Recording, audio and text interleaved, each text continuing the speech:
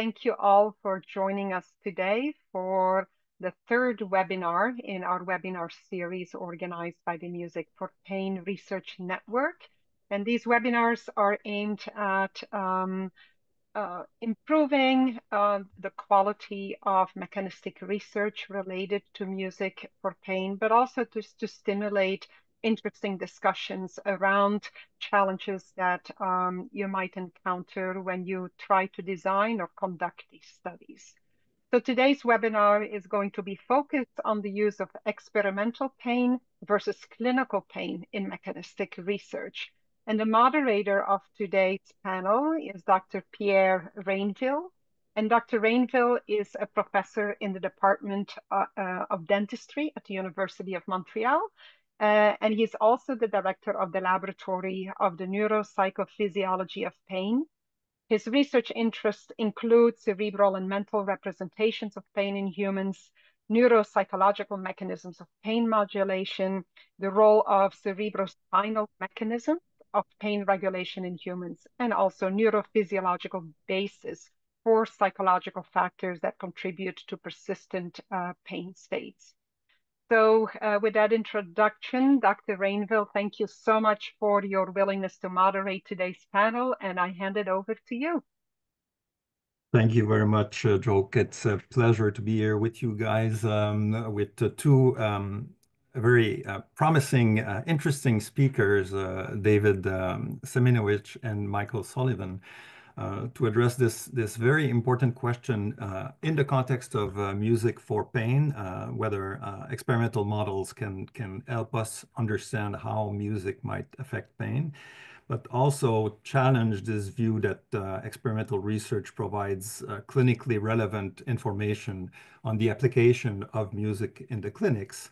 But of course, here the discussion will be much broader than specifically on music, but on experimental pain in general and clinical pain, and how these two complementary approaches can help us understand the mechanisms of pain perception, chronicity, and so on.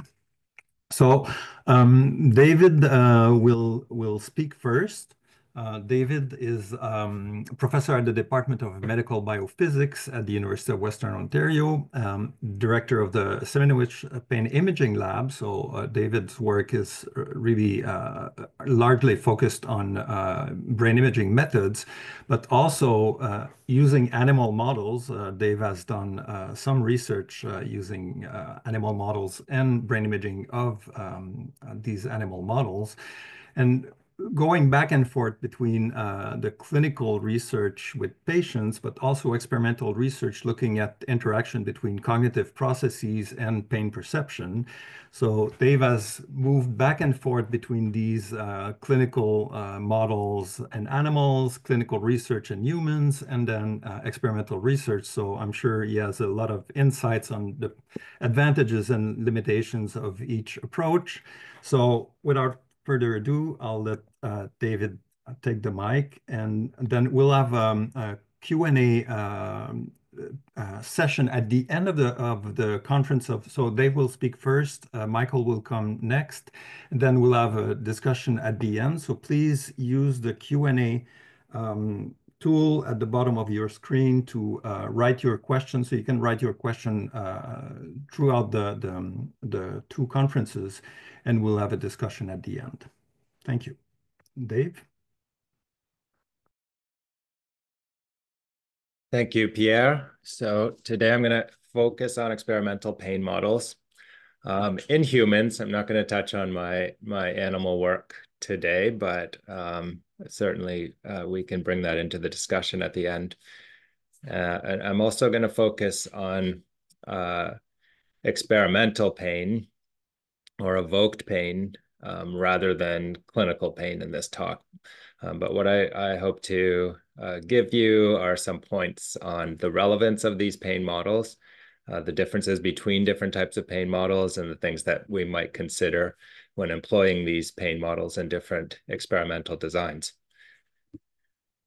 Just do a time check to make sure that I stay within my allotted time. So we tend to think of pain as an experience. consisting of these three dimensions. And I recognize that I'm probably telling everybody in this audience things that they are aware of already. But we consider these three sensory, cognitive, and affective dimensions as the main components of greater pain experience. And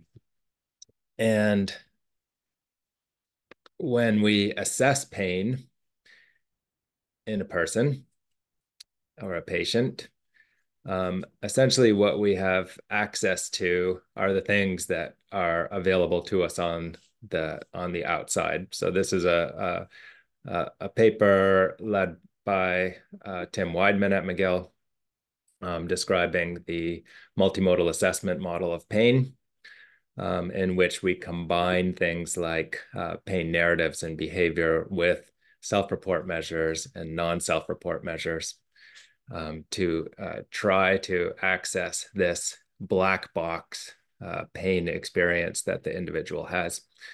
So we're really limited in the way that we can understand a person's pain because it is such a subjective experience. But we can understand some of the ways that pain is expressed. And we have things like pain measures as well that we can access using methods like quantitative sensory testing, including some of the pain models that I will describe. And this whole topic of pain expression, I think you will hear a lot more about in Mick's talk coming up. So pain isn't one thing. This is the point that I kind of end the talk with. So very often you will see the title of a paper, especially in very high impact journals, saying pain. But what they're really referring to might be electrical pain, nerve pain. If it's clinical, it's chronic low back pain. If it's a rat study, it's a nerve injury model of pain. And so these are all different types of pain, but pain isn't just one thing that can be described universally. So choose your model carefully. So some things that you might want to consider in designing a pain study are: what diseases are you modeling, or what dimension of pain are you studying going back to this type of model? So I'm going to describe a few examples of different ways that we think about that. So as Pierre mentioned, my lab is really focused on pain neuroimaging, primarily using functional MRI, now doing more on EEG and non-invasive brain stimulation.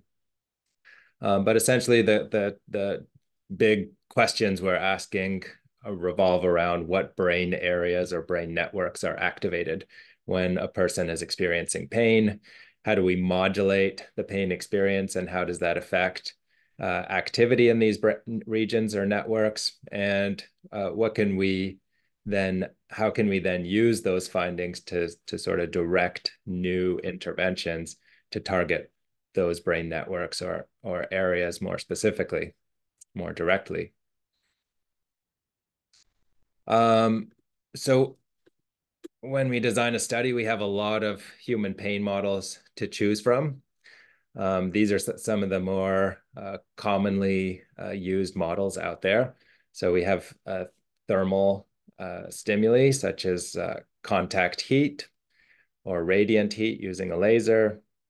We have cold via contact, cold, or a cold pressor task, where a person puts their hand into cold water. We have different measures of mechanical pain, so pressure using algometers and weighted probes, or pinprick or muscle using cuffs, or we can do exercise-induced muscle pain. We have electrical types of pain, which might be useful for mimicking some aspects of neuropathic pain, for example. So we can use cutaneous stimulators through TENS or a digitimer, or we can do more directed organ stimulation, like a tooth pulp stimulation, which is quite painful. And we also have some chemical types of stimuli that we can use, such as topical or intradermal capsaicin. hypertonic saline injections or nerve growth factor injections, which I'll discuss coming up. And the things to consider when using these different pain models is the qualities of the pain. So the modality, like thermal versus electrical versus mechanical, the intensity of that stimulus, the duration for which it is applied, and the duration for which it is painful, the salience of that stimulus. So different modalities, for example, tend to have different salience. And we can also start to consider how these different models might affect the more affective or cognitive dimensions of pain, rather than just the sensory differences between the different models. I'm going to focus on prolonged pain models, which we tend to use in my lab. I'm going to describe a few different models, including the phasic heat pain model, which lasts for really minutes, the whole experience. Capsaicin heat pain models, which can last for minutes when applied orally, or hours or even days when applied to the skin or intradermally. And nerve growth factor models. I'll give you a couple examples of different muscles that we inject that can last days or weeks. So we have worked somewhat with this oral capsaicin model of burning mouth syndrome. So burning mouth syndrome, for those who are not familiar, is a disease that is exactly as the name describes it. Patients come to the clinic complaining of burning, usually located in the tongue, hard palate, or lips, but really any oral mucosa can be involved, and just an intense, unrelenting burning perception. So we were able to apply capsaicin through this filter paper repeatedly to the tongue. As you can see, the capsaicin produces a pain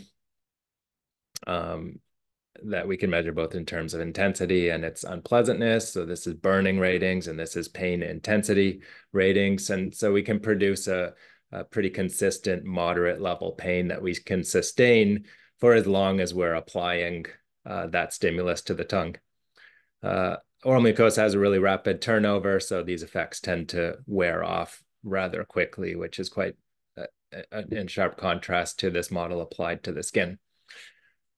And then we can use qualitative assessments to ask patients how this is experienced. And interestingly, this profile looks, from the McGill Pain Questionnaire, looks very similar to the type of profile that we get when we ask a burning mouth syndrome patient to describe their burning mouth syndrome pain. And in fact, when we applied this model to patients, many of them described it as perfectly replicating what they had experienced. In fact, some of them were so happy that we were doing this because now they finally had a way to explain or to demonstrate to other people exactly what they were feeling. Except rather than lasting for 10 minutes, this is unrelenting pain that they experienced every day. So that is a good model of burning mouth syndrome. For example, capsaicin heat pain applied to the skin is, we generally use it as a model of neuropathic pain. Again, when we ask people to rate various dimensions or qualities of the pain, this matches a lot of what is typically described in neuropathic pain conditions. And so in this model, we apply a 10% capsaicin topical cream to an area of skin. We apply a warm thermode to that to incubate it for 15 to 20 minutes. And then we raise the temperature of that thermode up to a level that is a degree or two below the individual's heat pain threshold. So it's still normally experienced as warm, But as you can see through continuous ratings here, so this is the end of the incubation period where the heat is started, and you can see that we get these pretty consistent ratings of, anywhere between 20 to 60 is pretty typical for this model. And we can sustain that out to 90 minutes or even longer, and we can rekindle that pain even 24 or 48 hours later. So this is a model that clearly creates sensitization to that area. I'll just point out this isn't from our lab, but from Massimo Aietti and Jacopo Chioffi's labs in Toronto, and they are using this novel ecologically valid model of oral facial pain in which they install a separator temporarily between two of the molars as demonstrated here. This is a procedure commonly used in orthodontics. So people with braces, for example, will often have separators applied. And then they acquire pain ratings for 5 days. Oops. Oh, I'm missing an animation there, but here it's supposed to be the pain ratings and the qualities of that pain. So that matches very much what's experienced in this tooth pain clinically. And this was a neuroimaging study, so they were able to show that following the development of this pain, they saw increased connectivity of the thalamus to the bilateral insula, which correlated with the pain intensity across individuals, and an inverse relationship then between a descending modulatory system where the periaqueductal gray was seeded to medial prefrontal cortex, for example, and that negative correlation was evident. So a model that is associated with pain consistent with a clinical tooth pain, and that engages both ascending and descending pain systems. So a model that we have worked with quite extensively now is this nerve growth factor injection model.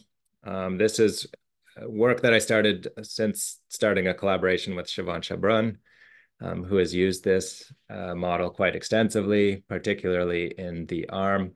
So this is injection into the ECRB muscle. These are pain maps drawn by the individuals to indicate where the pain is experienced. And we can measure this with muscle soreness scales. And you can see that pain and muscle soreness persists in this model out to 14 weeks. This is one of the earlier studies with a small sample, but this has been done many times in a much larger sample. So nerve growth factor injected into the ECRB muscle at day 0. It usually peaks 2 to 4 days following injection and lasts out to a couple of weeks. We have increased the dose of this by doing injections on day 0 and 2. And so just pushing this peak out a little bit later and also extending the duration of that model. So it very much models tennis elbow. And with muscle pain, a notable difference between muscle pain and those neuropathic pain models is there's usually very little pain at rest. So this is a use-dependent pain. And so doing things like carrying your shopping bags, for example, tends to be painful, but just sitting and watching TV, you would essentially be unaware of that painful muscle at all. We've used nerve growth factor injections now as a model of temporomandibular disorder pain. So injection into the masseter muscle, again at day 0 and day 2, and giving participants pain diaries out to 30 days. We can follow their trajectory of pain. So here at rest, you can see fairly low levels of pain, but again, it's use dependent. So during chewing, swallowing, speaking, yawning, those are the things that tend to evoke quite a lot of pain in some participants. But generally it's rated as a mild to moderate pain in most individuals, but lasting out to 2 to 3, sometimes even 4 weeks. And again, we can assess the sensory and affective qualities of that pain, and find that this profile matches what is described in clinical cases of TMD. And we also saw some sex differences too, both in with females showing more pain during chewing, and also during some of the quantitative sensory testing, females tended to be slightly more pain sensitive than the males. A final model to discuss is this phasic heat pain. This is just a thermode applied to the skin, so no injection, no topical cream applied, just a hot stimulus applied for 40 seconds, followed by 20 seconds of skin temperature stimulation. And so you get ratings that look like this. These are continuous ratings. And what you notice is that pain generally always returns, pain level intensity generally always returns to 0 during the pain-free period, rapidly returns back up, and over time, you tend to get some sensitization or increase in pain ratings over time, suggesting that we might be getting some primary and probably secondary hyperalgesia there. This compared to capsaicin heat pain in the same individuals, where you get just a pretty consistent, it wanes a little bit over time, but a pretty consistent pain for the duration of the warm stimulus being present. And similarly, when you do the rekindle 90 minutes later. We also showed in this paper that these models tend to be fairly reliable. So participants came and did the study and then returned on average 7 weeks later. And we did the exact same protocol with them, and their ratings on both of these models, on all 3 of these models, were generally highly correlated. And so these tend to be slightly more reliable models than some more brief phasic types of stimuli. Okay, so models of prolonged pain tend to mimic clinical conditions and be reliable. The phasic heat pain, we don't really have a good correlate of clinical pain, but I hope you saw that in both the oral and the skin capsaicin models, as well as the NGF models, that they tend to mimic some clinical conditions. But some diseases cannot easily be modeled. I've listed a few examples here. So irritable bowel syndrome. The model usually uses rectal distension by balloon. Low back pain in healthy individuals, what we can have them do is do a 2-hour stand. This is work by Simone Haroutunian, which evokes some low back pain that resolves after a while. And Mick can probably give more examples on this type of pain. And headache migraine is a very difficult one to mimic in the lab. We can do things like nitroglycerin, which tend to evoke a migraine in people prone to having migraines, but not necessarily in healthy controls. But it's really a very difficult type of pain to mimic in the lab. So we couldn't do migraine, but what we can do is our regular pain type of model in patients and controls, which we always do. So this is a heat pain applied to the arm. And what you'll note, this is 102 patients, migraine patients. And across different temperatures, you'll notice that the pain ratings between patients and matched healthy controls are essentially not at all different, very consistent between groups. And so perhaps this model is not a useful way to look at migraine, but it doesn't mean that we can't derive useful information out of a patient's response to evoked pain that's even very different from the clinical pain that they experience. So I won't go over this in detail, but essentially using canonical correlation analysis, what my former grad student Sam Krimmel was able to do is look at correlations across all of the stimuli. You see that everything's very highly correlated. So if you rate 42 as painful, you're likely to, as more painful than average, you're likely to rate 49 as more painful than average, for example. Well, I didn't pick that right one, but whereas you see different correlations between, these are all different questionnaires that our patients completed.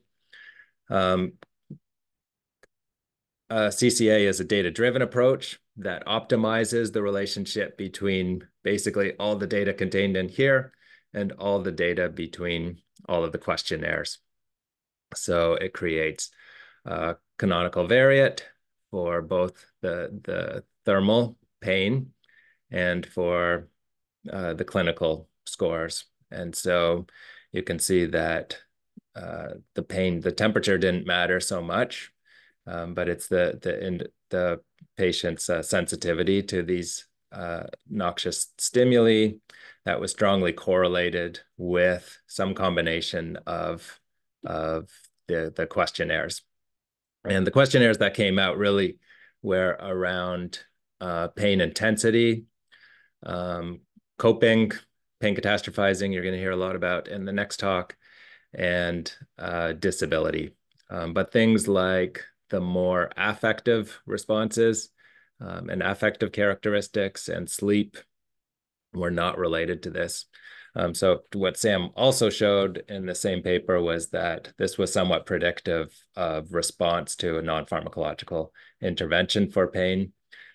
So it hints that, you know, this is something that could be assessed very quickly in a clinic, apply. It doesn't matter what temperature you use because it's all highly correlated. A stimulus, ask a patient to rate how painful that is, and then using normal values, tell them that they might be more or less responsive to a certain type of intervention. So a lot of my work has focused on the cognitive aspects of pain, and I won't go over this in any detail, just to say that we look at interactions between pain and cognitive network activations using cognitive tasks. And what we found is that pain itself activates cognitive loads, and there's an interaction between pain and cognitive load requiring greater resources to perform a cognitive task when pain is present.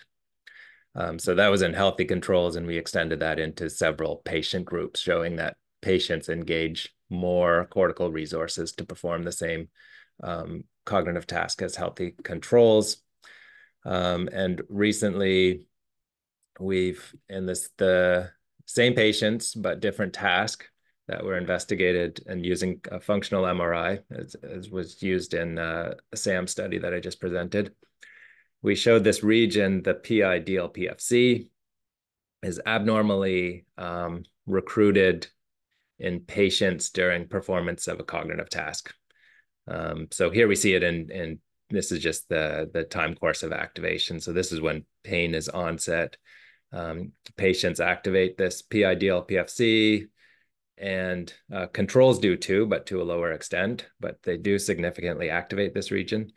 But patients activate it also during performance of a cognitive task, whereas controls do not activate this region at all. And so,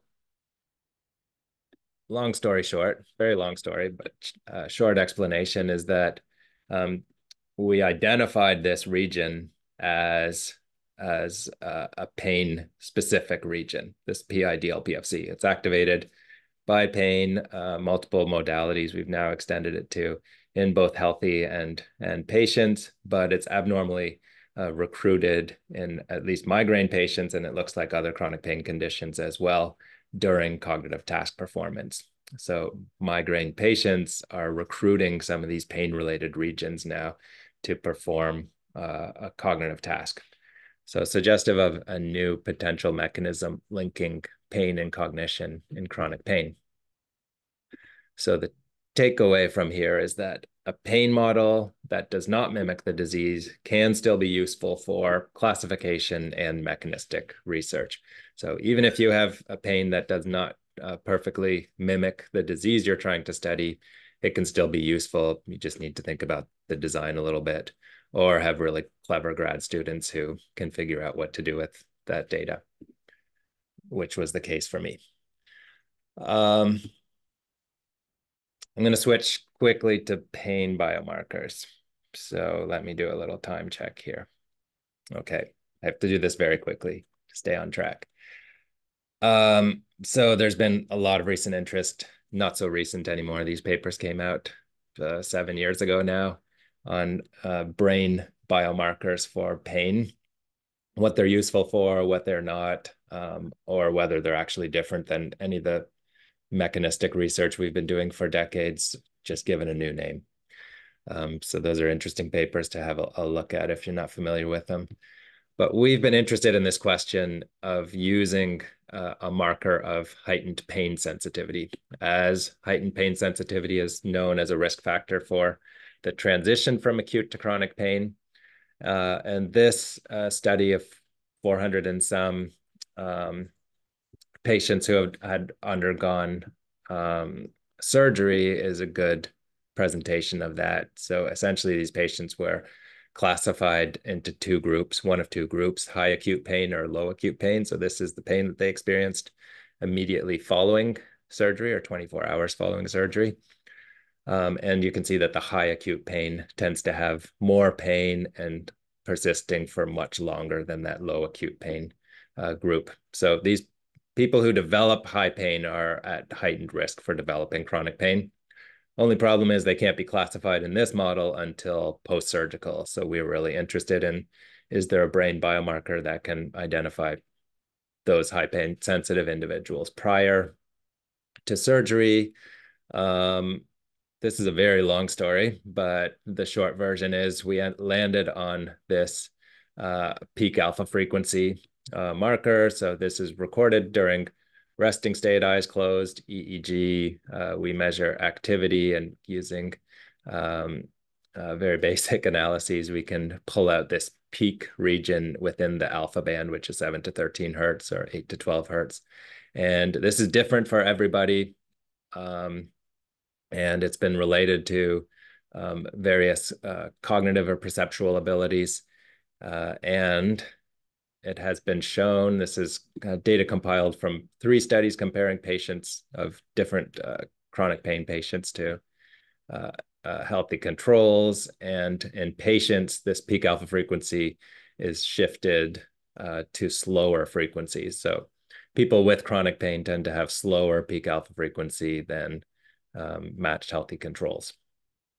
So we wondered if this is something that was a result of chronic pain, or if it is actually an indicator of something that predisposed people to developing chronic pain. And so we did, this was the very first study that we did showing a relationship between peak alpha frequency and pain intensity, where higher slower peak alpha frequency individuals tend to have higher pain ratings of the same stimulus than people with faster peak alpha frequency.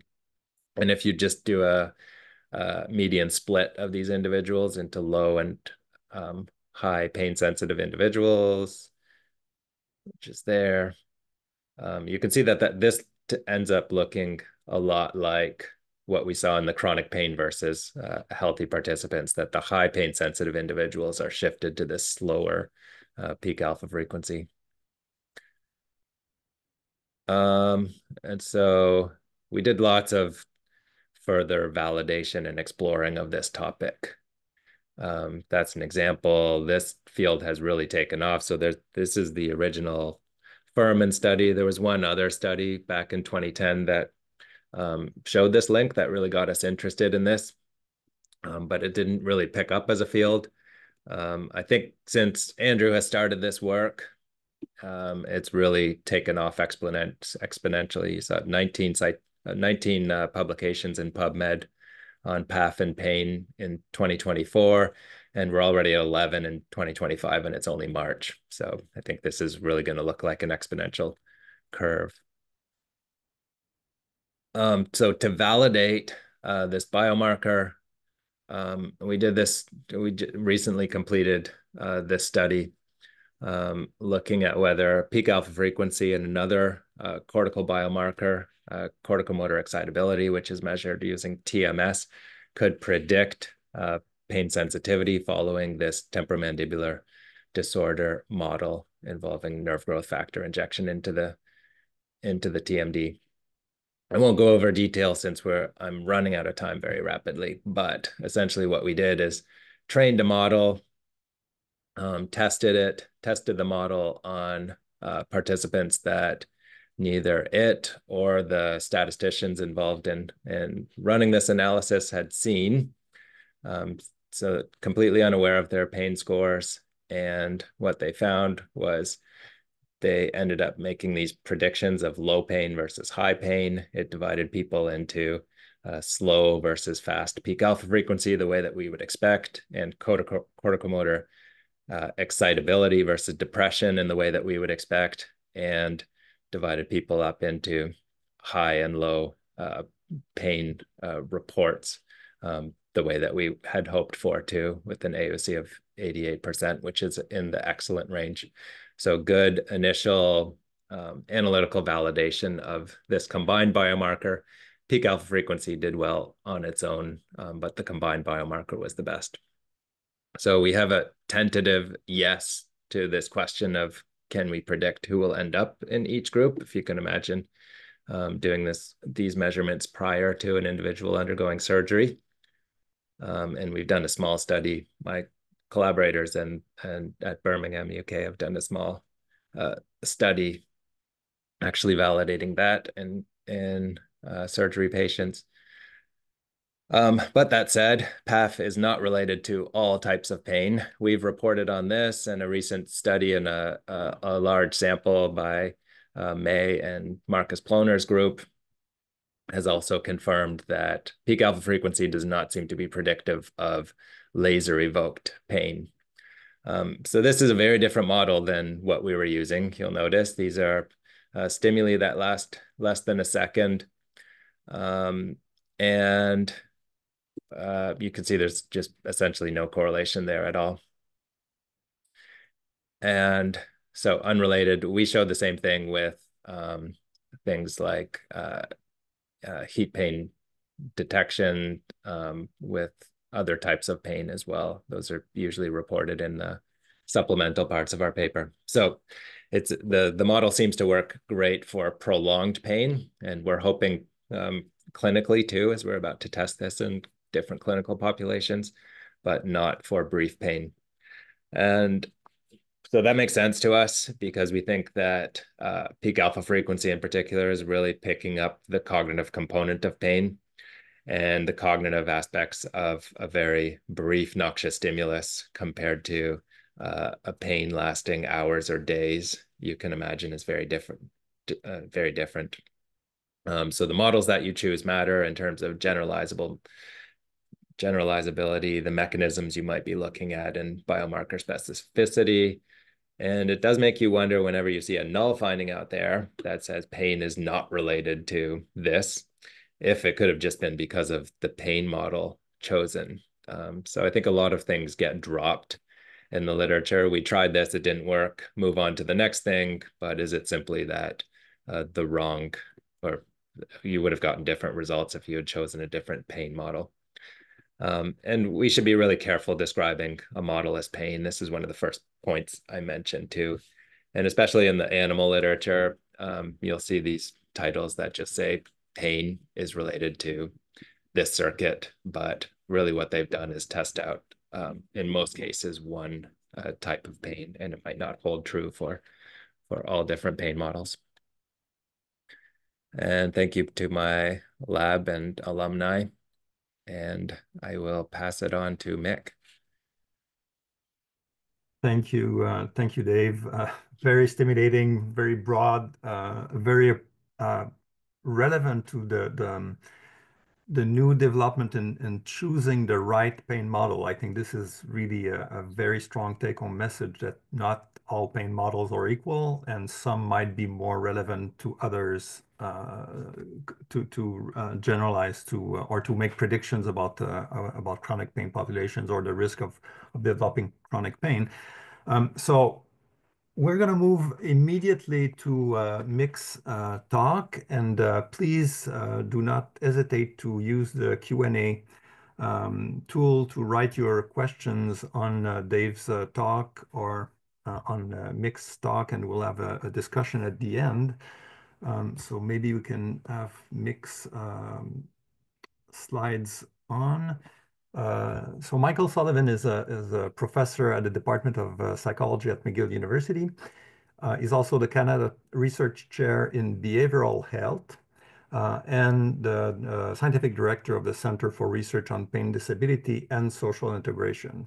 You probably have heard about pain catastrophizing, and this is a seminal contribution of Mick's research that has been now applied to worldwide to pain research, to clinical populations as well.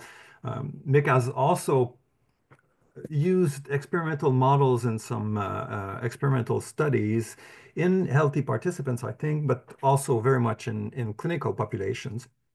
And we've heard a lot about the sensory aspects of pain and the choice of a pain model in Dave's talk, but I think there's the additional psychosocial factors. Well, actually, Dave also spoke a bit about the the interaction between cognition and pain, but Mick's really is very strong contribution on psychological and psychosocial aspects of pain are really very, very important in the field. But Mick has also played a bit with experimental models, so I'm very happy to have him speak today about this.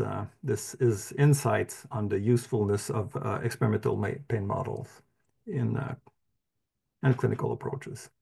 Mick? Thank you, Pierre. Thank you for that very gracious invitation.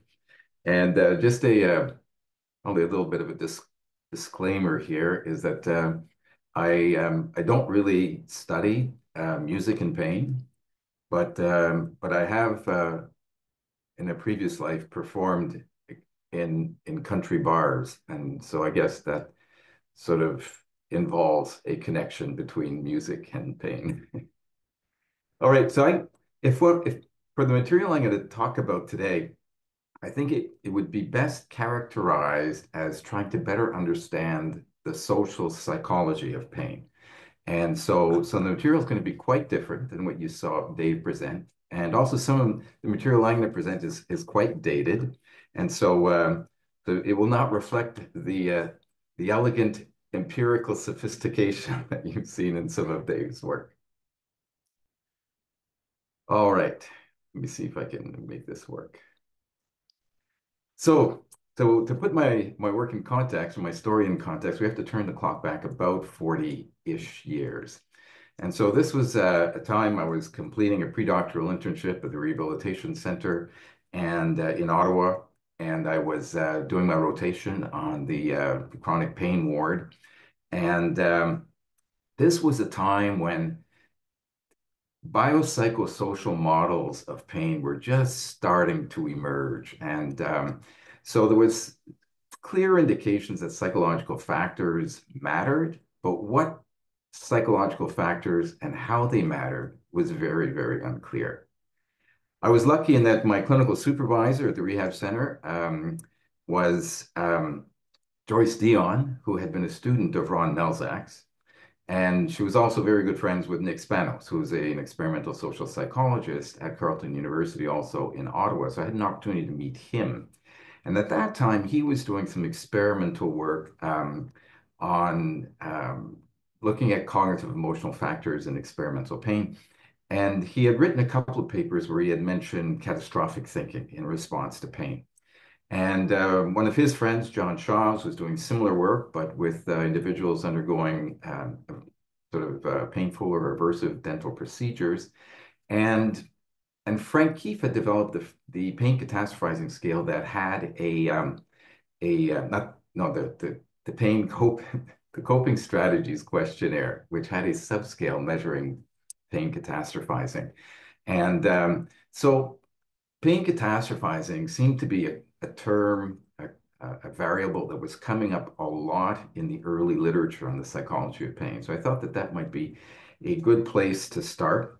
And one of the things that we had at that time was that we had a measurement problem. So that Nicholas Spanos and John Schraubs used interview methodology. So people would go through a painful procedure and they would interview them afterwards about the thoughts that they had experienced during the procedure.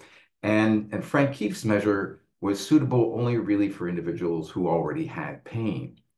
And I thought that if one was going to be advancing forward, is that you'd want to have a measure that could assess catastrophic thinking, first of all, before someone was in pain, as opposed to only after, and also ideally in someone who didn't have pain.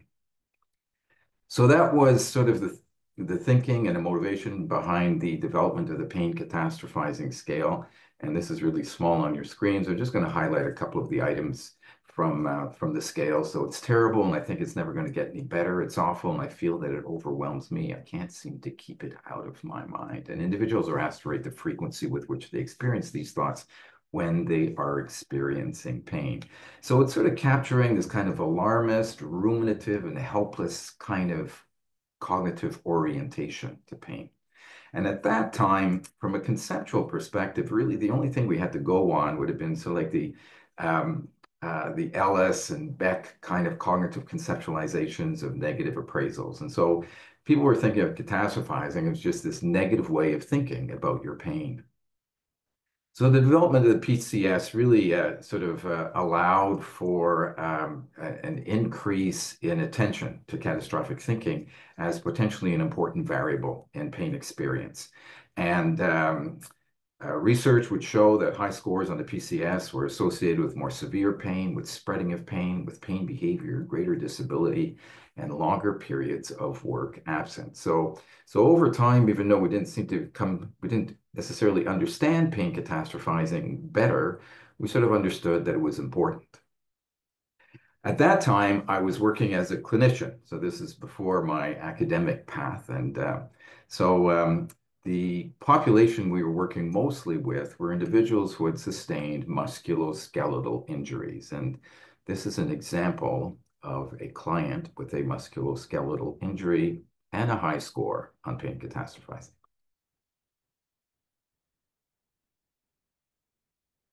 I can't hear that, so I'm assuming that others can't either. Yeah, no, we can't hear it. And I don't have control over that.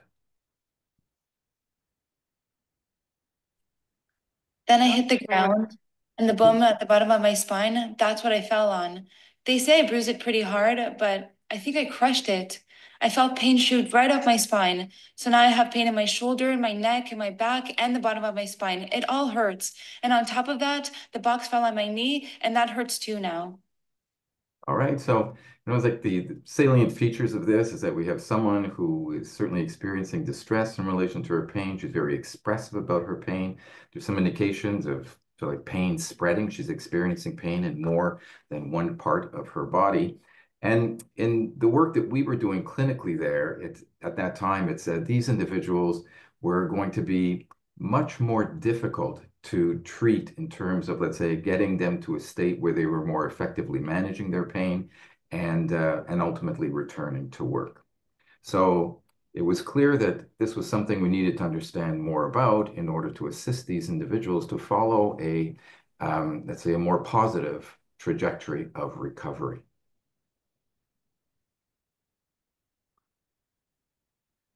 So the general thinking at that time was that people understood there was a relationship between psychology and pain, but for the most part, the idea was that pain was causing that psychology. And if that was going to be the whole story, we weren't going to get a whole lot of traction trying to better understand the psychology of pain. And it would be necessary to demonstrate convincingly that psychological factors had some kind of causal or at least an antecedent type of influence on pain experience. And so then I get an academic job at Dalhousie University, and I begin my work with experimental pain. And one of the preferred paradigms at the time was the cold pressor apparatus. So you see this individual here who has his arm inside this container that is that is keeping water at about 2 to 4 degrees centigrade. So it's quite cold. The individual that you're going to see here is someone who has a low score on pain catastrophizing.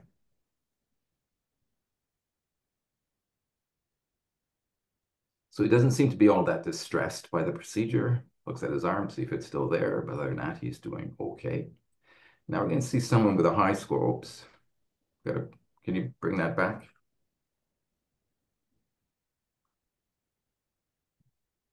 All right. Can I let you play it?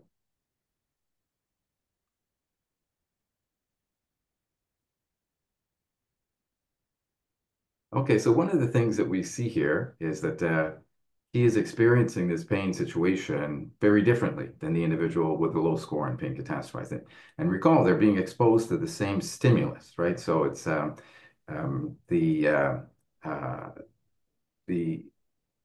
pain rating is certainly higher for the person who's high in catastrophizing. But one of the things that I puzzled about when first conducting this research was, what's all that grimacing about? And what's that placing the hand over the mouth? And why is all that happening? So we know that pain behavior occurs in some individuals who are experiencing pain. And most of the literature, which was fairly scant at the time, would suggest that the function of pain behavior would have been like either protective, such as if you're withdrawing your hand from a hot surface, you're going to be protecting it from further injury, or communicative. And because things like holding your hand over your mouth or grimacing has no analgesic value whatsoever. But the thing about once you invoke communication as a goal is that all of a sudden pain changes from being an intraorganismic factor to an interpersonal factor. And it's our early work showing a relationship between pain catastrophizing and pain behavior that got me more and more interested in understanding the social psychology of pain. Okay, we're done with him. So there's been like hundreds of studies now that have been conducted addressing the relationship between pain catastrophizing and pain experience. And for the most part, that research has supported the view that the relation, like the relation between many psychological factors in pain, is likely bidirectional. So that, yes, you can come up with experimental paradigms that'll demonstrate that there's a temporal or antecedent kind of character to psychological factors like pain catastrophizing that will then have it's like a prospective influence on pain experience, but that increases in pain are also going to be likely to increase in individuals, the degree to which an individual engages in catastrophic thinking. So then we did this other study where we would have people watch the videos of individuals experiencing pain. And so if you were a participant in this study, is that you'd be watching probably about 30 of these videos, and your job would be to rate the severity of the person's pain. And see if we can get this one going.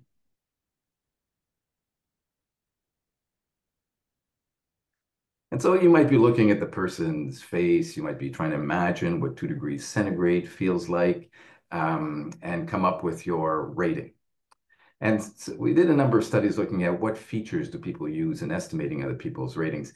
But one of the more interesting findings in this program of study was that showing that for the observers, individuals who are high in catastrophizing see more pain than individuals who are low in catastrophizing. As a matter of fact, people who are high in observers who are high in catastrophizing see 30% more pain in these videos than people who are low in catastrophizing. And so how people infer your pain can have some very significant implications. So for example, would you prefer to have a physician who is low in catastrophizing or a physician who's high in catastrophizing? Is the physician who's high in catastrophizing going to be over prescribing analgesic medication? Or is the physician low in catastrophizing going to be under treating a person's pain? If it's your partner, is your Is it better to have a partner who is high in catastrophizing or a partner who is low in catastrophizing? So pursuing the idea that pain might be serving a communication function. Well, when you communicate, you're communicating to another person. So we conducted a number of studies looking at whether the presence of another person while you're undergoing a cold pressor procedure influenced the degree of pain behavior that you would exhibit. And for catastrophizers, it did. So for our low catastrophizers, those are the yellow bars, there was really no difference in the frequency or duration of pain behavior that was displayed during the pain experience. And but if you were a high catastrophizer, the presence of another person dramatically increased the amount of pain behavior that you would be displaying, suggesting that at least for catastrophizers is that there does seem to be some type of at least communication value, if not communication function, to their pain behavior. For the most part, people, if the other person is a stranger, will tend to actually decrease their expression of pain behavior because it also reflects vulnerability, which people will tend to try to suppress in the presence of a stranger. So this is just a slight digression. So coming back to the question of if you're a person in pain, is it better to have a partner who is high in catastrophizing or low in catastrophizing? And so this was the analog version of the study. We also conducted the same study with individuals with chronic pain, where we would have the person, in this case, a high catastrophizing participant who is undergoing a pain procedure, and his low catastrophizing partner. And remember, low catastrophizers don't see very much pain. And high catastrophizers are trying to communicate their pain. So let's see what happens here.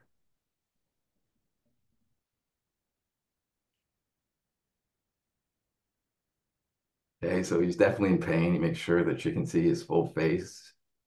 And she's laughing because none of this communication is reaching her. And so does the behavior extinguish? No. Because that's not how communication works. His arm is now out of the water and the pain behavior is still happening. Because if you go home at night and you walk in the house and say, "Hi, honey," and you don't hear honey say hi back, your automatic reaction is going to be to say, "Hi, honey," but louder. Because when we are communicating and we get some indication that our communication has not been received, we increase the volume on that communication. So these are all really fun experiments, and it taught us a lot about social psychological factors and pain. But really, it's like from a ecological validity perspective, there's not a whole lot of pain in the real world that is like putting your arm in a bucket of cold water in a lab. So we were looking for methods that would be more,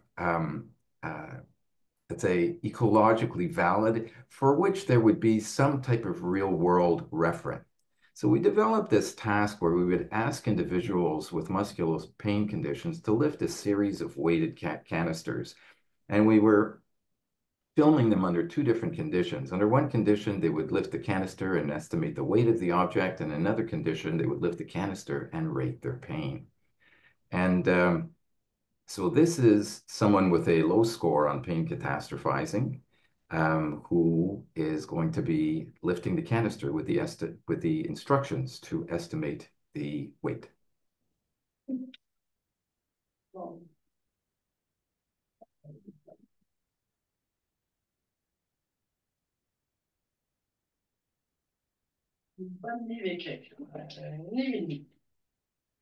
So she answers in French, a good pound and some.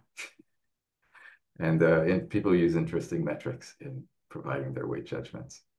And so this is not a task that would be painful for someone who doesn't have a low back musculoskeletal condition, But for someone who does, because it engages the affected musculature, it's going to lead to temporary increases in pain. So she's going to go on now to the, she's going to complete the task and then get to do the task over again. And on the same canister now, we ask her to rate her pain. And she rates it as a 3.5. This is now someone with a high score on pain catastrophizing, and he lifts the canister now with the instructions to estimate the weight. Okay. Then he's going to complete the task. He's going to come to the same canister, but this time we're going to ask him to rate his pain.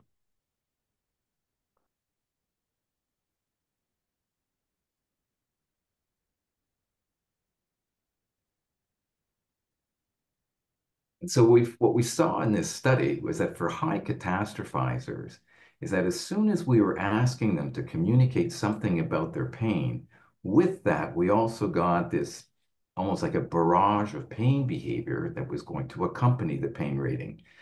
But we didn't see that at all when the individual, when the individual is lifting the same canister, but with the instructions to estimate the weight.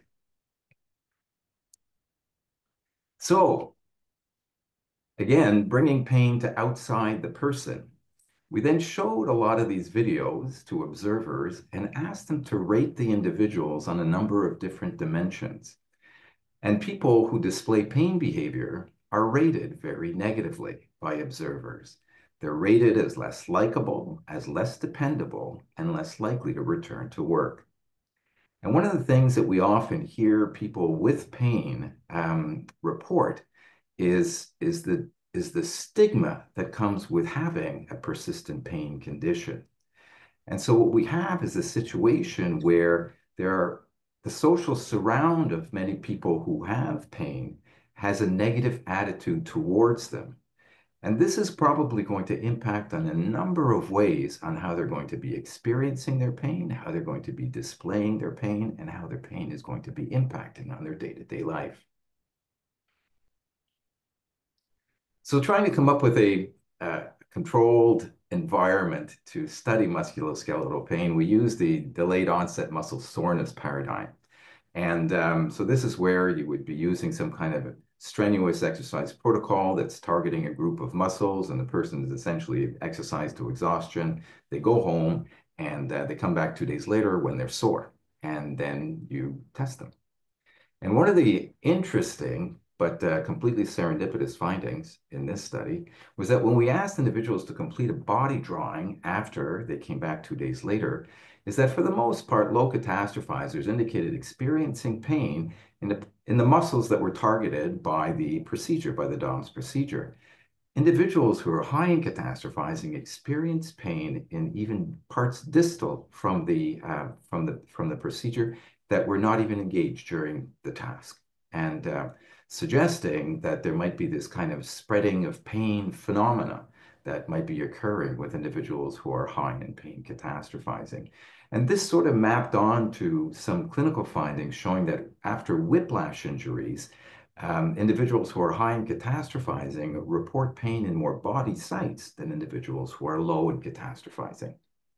But the point of this study was that we wanted to look at the relationship between catastrophizing and physical performance in pain. Because one of the things that we knew from the occupational injury literature is that individuals who are high in catastrophizing are individuals that have a lot of difficulty resuming their occupational activities. And so this is a video. We have a person low in pain catastrophizing, person high in pain catastrophizing. So they went through the DOMS procedure 2 days earlier, and they both basically exercised to exhaustion. And under those conditions, before they were in pain, there was no difference in their physical performance. But when they come in 2 days later and they're in pain, one of the things that we see is that the individual who's high in catastrophizing is experiencing a lot more difficulty with the performance task.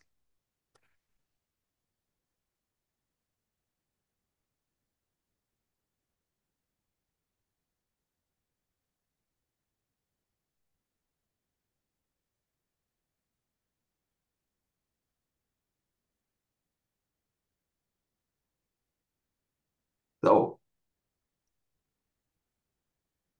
Coming to the end of the data portion of this is that you'll recall that we started out thinking of pain catastrophizing as a negative appraisal. This is just a negative way that people learned to think.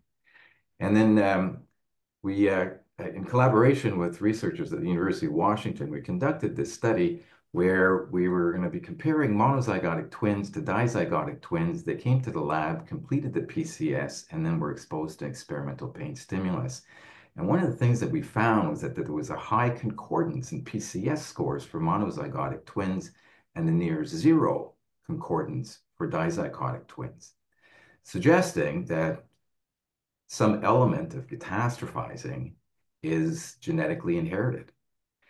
Now, when we think of genetics, we think of inheriting a biology, not necessarily a psychology. For the most part, when we think of the psychology of pain, we've been thinking of it as something that that nature or the environment is in training, not that you actually come equipped with at least the seeds to develop a catastrophic orientation towards your pain.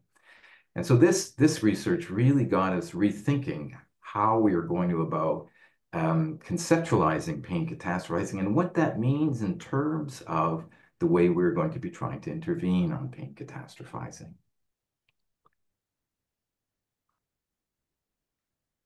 See if I can get past this. So many years ago, Melzack used the metaphor of puzzle to basically capture the essence that the pain system has multiple pieces and that there are still many unknowns. And I think it's a good metaphor because, you know, it's like if you compare some of the paradigms that Dave discussed and then some of the paradigms that we discussed, addressing pain from very, very different perspectives, but I think all connected by the sense that, yes, this is all about pain. And there's going to be no one approach that is ever going to be able to, let's say, define exactly what pain is and how it all works. And each of our, all we can do is hope that each one of the studies that we conduct is providing another piece of that puzzle to increase our understanding.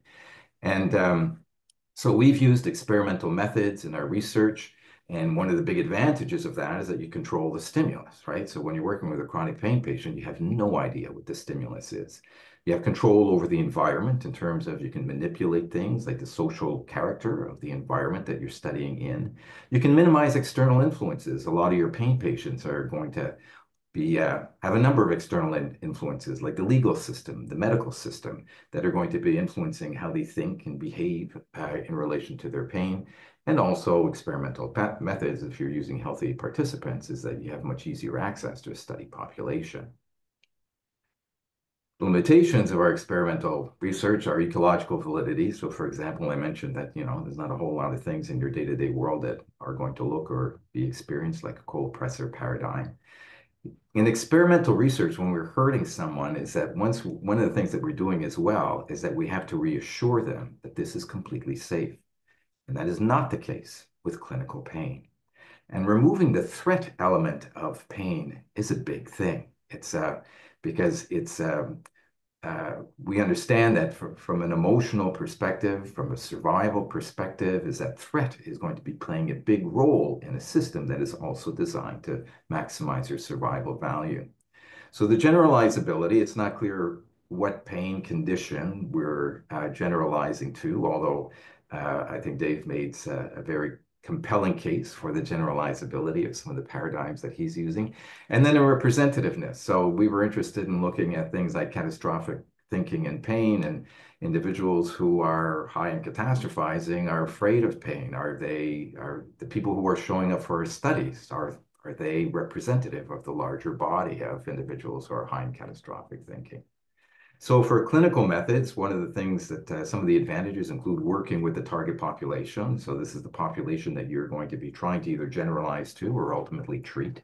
And so there's an advantage to being closer to that. I think a greater appreciation of the pain condition as well, so that it's you know, I've learned a whole lot more working with pain patients than reading about them, because they have a story to tell, and they are going to be telling you things that are often not captured by some of the self-report measures that you might have decided to include in a particular study.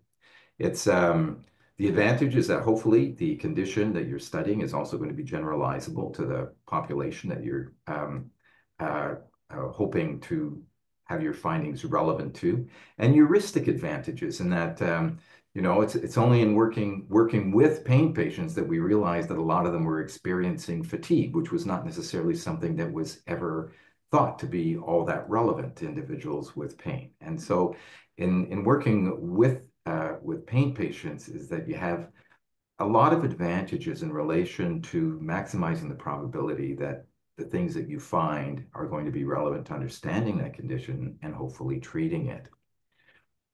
And then the limitations would include the stimulus being unknown. So, you know, it's like when a person presents with a musculoskeletal condition, pretty much all you've got to go on is their, you know, their, their, their pain rating on a Likert scale. Often you have much smaller sample sizes, especially if you're going to be working with individuals who have a pain condition that is not all that well represented in the population. And so that's going to be limiting also the nature of the analytic procedures that you're going to be able to bring to bear on your study.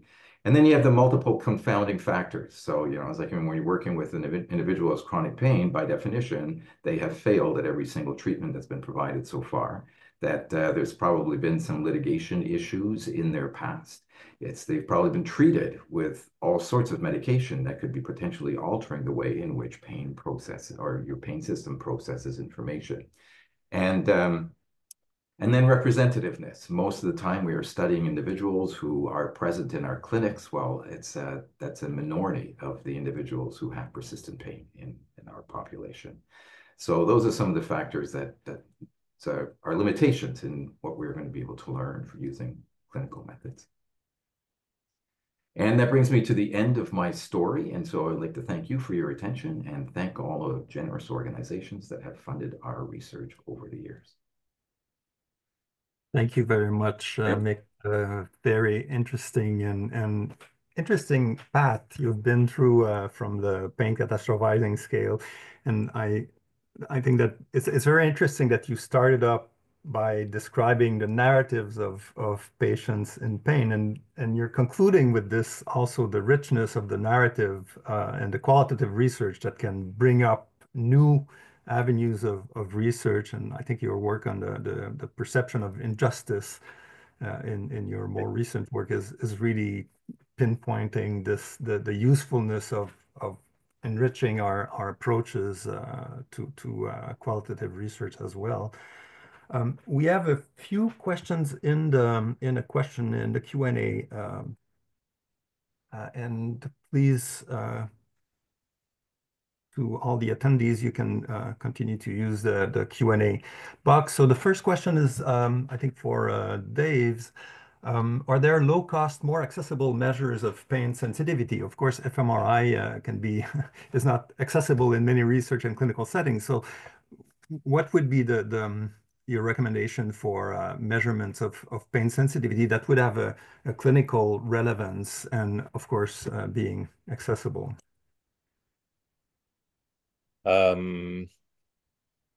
Yeah, it's expensive, but treating pain is expensive. So even if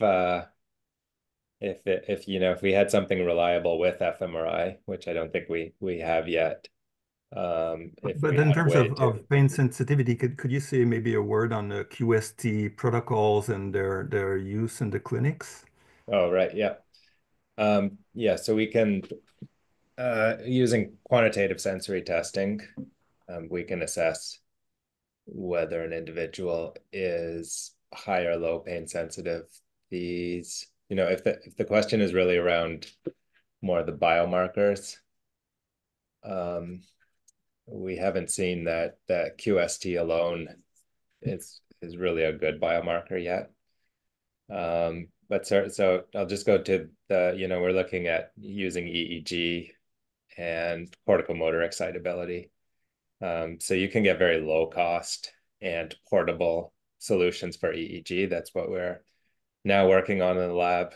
Corticomotor excitability is tested using TMS, which is a very expensive and non-accessible system, but we're looking at other measures of that through somatosensory evoked potentials, which can be done with EEG as well, or some pupillometry effects that we have a postdoc working on validating as well. So there could be low-cost solutions to these things that really make it feasible for clinical use. But I guess from your discussion, I would maybe put a note of caution here, because you showed that actually different types of pain models might be or assessment of pain sensitivity using different pain models and different biomarkers might be relevant to different pain conditions. So there's no single pain sensitivity measure that would be a good predictor of all chronic pain or the risk of chronicity across chronic pain conditions, right? Yeah, great point. Yeah. Okay, so I think that's really a note of caution.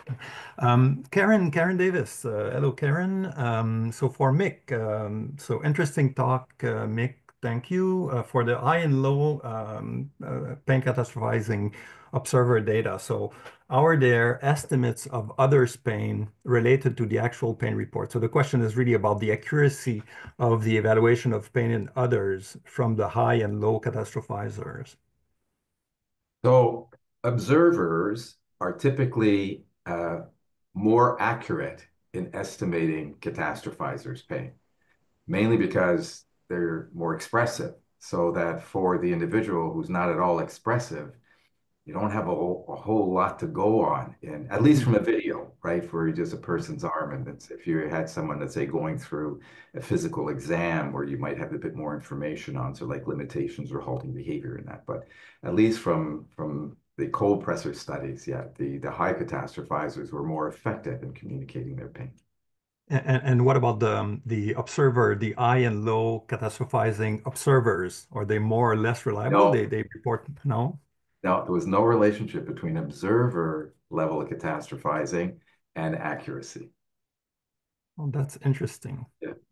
So they do have a bias. The high catastrophizers have a bias for rating pain in others as higher, but not more, they're not more accurate. Well, the idea for that study came out as, at that time, there was a lot of interest in like the mirror neuron stuff that you understand. How you experience something is going to play a role in how you understand it or perceive it. And it's so that we were just curious as to whether if you're someone who's high in catastrophizing and experiences a lot of pain, do you actually see more pain in other people as well? Mm-hmm. I mean, we don't have any mechanistic data on it, but that was sort of the story that was going along with it then. I was very interested by some, I'm not sure if you were personally involved in those studies that showing that eye catastrophizers were actually maybe protected by their eye catastrophizing in the case of cardiac symptoms. Yes. Like, yeah. It was, it's like I keep saying, it's like, it's like women are said to overutilize the healthcare system and men die young. right. Right. So it's one of the things that was interesting. We never published this study because we just had a couple of we had a control group that we didn't that wasn't exactly what we needed for it. But we had people estimate how long they were in the cold presser, and with the idea that catastrophizers might be exaggerating how long they were in the cold presser, they were actually more accurate than low catastrophizers. Like low catastrophizers underestimated the duration of the cold presser experience. That's interesting because the underestimation of time intervals is a classical phenomenon in perception of time is that's the underestimation is the norm, or the more Oh, frequent. is that right? Yeah. Yeah. So there's a lot of research on time perception that actually goes in this direction too. So, eye catastrophizers might have a reversed bias or at least counteract this bias. That's interesting. Catherine Desrosiers is asking whether, well, you just talked about the gender and cultural differences in pain catastrophizing. So yeah, so I mean, fairly robust finding. more so in experimental studies than in clinical studies, is that women tend to score higher on catastrophic thinking in relation to pain. In terms of cultural differences, there's really not much that's been done.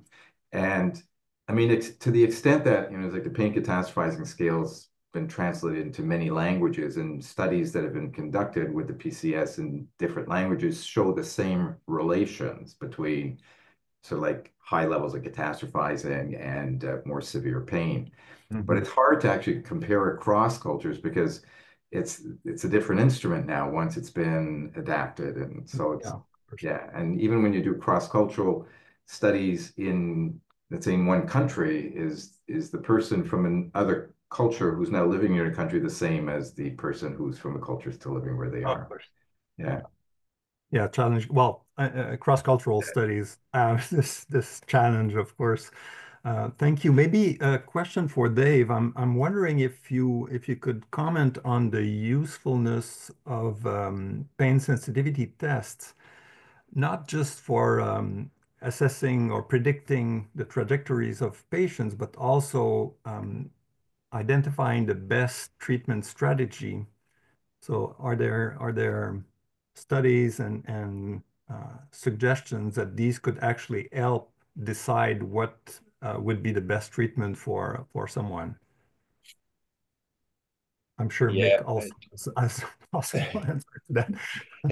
It's a great question. I mean, that's kind of the dream. But I am not familiar with solid literature supporting that idea. A lot of groups like we have done have kind of dabbled in this with the data that we have available. So a second part of Sam's work was using resting state networks to identify people who would be more or less responsive to mindfulness meditation, an intervention for episodic migraine. And so we had something there, but it needs, for me to believe that result, or Sam to believe that result, we needed at least reproduced in another large sample. So a lot of these things I think are underway and tested in smaller samples, but I haven't seen anything super convincing yet. But I just might not be totally on top of that literature either. But it's interesting that you raised the possibility of doing predictions on mindfulness responses, because of course there's been studies on trying to predict placebo responses and responses to pharmacological treatments based on different types of biomarkers and genetic profiles and so on.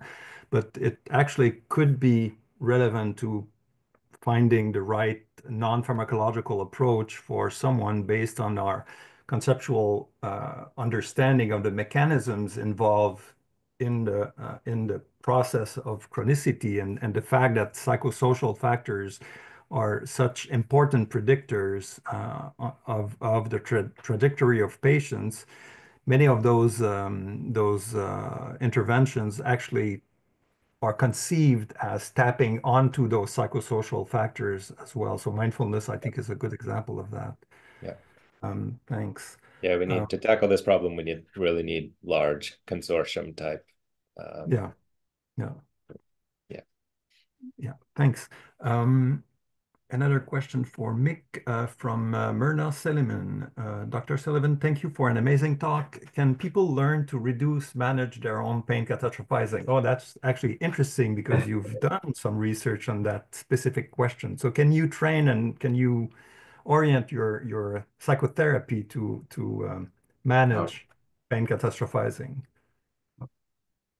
I think that's a complicated question to answer, because one of the things that has become clearer over time is that there's a certain trait-like characteristic to catastrophic thinking, at least in a subgroup of individuals who score high on the PCS. And one of the things that we know about trait anything is that it's very, very challenging to change. So whether you are going to be able to turn a catastrophizer into a non-catastrophizer, I don't think that can happen. But there's also some studies showing that it's the frequency with which you're experiencing catastrophic thinking that's impacting negatively on your trajectory of recovery or your response to treatment. And many treatments that have been shown to be effective, at least during, let's say, while someone is recovering, or when they're going through a rehabilitation program, if they're activity-based kinds of interventions that engage attention, so that human mind can only think of one thing at a time. So if you're thinking about the activity, you're not thinking catastrophic thoughts. Or on the control of catastrophic thinking, is that there seems to be a beneficial effect for that. But in your study on irritability, how does it compare to the classical personality factor, which are, I think, about 40 to 55% irritability? So it's very likely, it's like one of the things that's been really interesting about the twin studies and the psychology is that even voter preference is apparently inherited. It's like you can even have a conservative gene or a liberal gene. And so it sort of begs the question, like, what is the actual seed there? Because it's obviously, like, I don't think that we're ever going to identify the catastrophizing gene on a genome anywhere. No, it's probably something that's associated with, let's say, temperament, negative affectivity, probably in that collection of genes that takes form over time. And it's one of these things too. I think that the genetic stuff where it can be interesting is that, as I get there's a certain genetic potential that can either be expressed or not expressed depending on the environment that you're growing up in. And I think that for some individuals, while they might have the seed, is that they're not necessarily growing up in the environment that sort of fosters that, as opposed to individuals who. Two quick questions. Causal role of catastrophizing. Is there evidence for a causal role on sensory discriminative aspects of pain? And the second one is, eye pain sensitivity. Are they also, or eye pain catastrophizing, are they also more sensitive to other types of stimuli? I'm trying to think. I don't know that we have an answer to that. And so it's yeah, I don't know. It's we know definitely for pain. One of the challenging things is, I mean, we do know that individuals that scores on the PCS score highly with scores on like negative affectivity, anxiety sensitivity, depression. And so it's very likely that to the extent that all of those variables are associated with some type of hypersensitivity to negative stimuli, that catastrophizing probably is as well. Yeah. I think in my own research, we did find some increased physiological responses to acute pain stimuli in eye pain catastrophizers. So that would go in this direction. Yeah. So thank you. So everyone is thanking you for this discussion conferences. Thank you very much, Dave, Mick. I don't know if Joke, you want to take.